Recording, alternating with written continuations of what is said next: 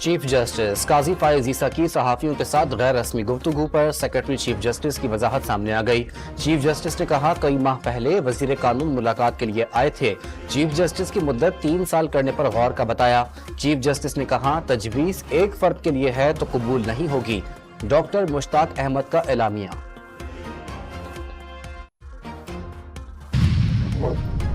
Parliament house से PTI रहनुमाओं की गिरफ्तारियों पर हुकूमती इत्तेहादियों की भी तनकीद। अपोजिशन रहनुमाओं की गिरफ्तारियां खिलाफ कानून करार दे दी।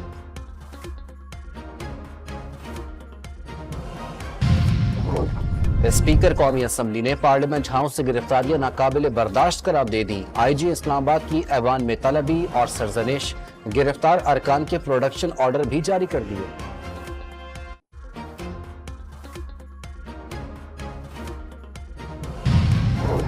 विफाकी वज़रा ने पीटीआई अरकान असम्बली की गिरफ्तारियां कानून के मुताबिक करार दे दी। जब कहेंगे खान नहीं तो पाकिस्तान नहीं तो क्या रद्द-ए-अमल आएगा। ख्वाजा आसिफ का कौमी असम्बली में खिताब।